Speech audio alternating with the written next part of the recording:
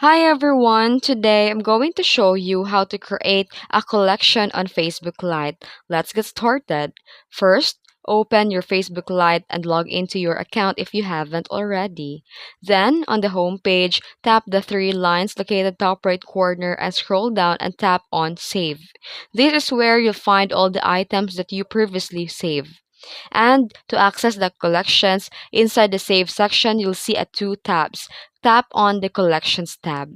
Here you'll see any collections that you've already created.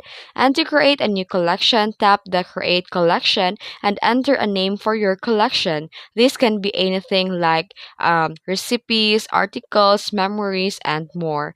After entering the name, tap on Create Collection.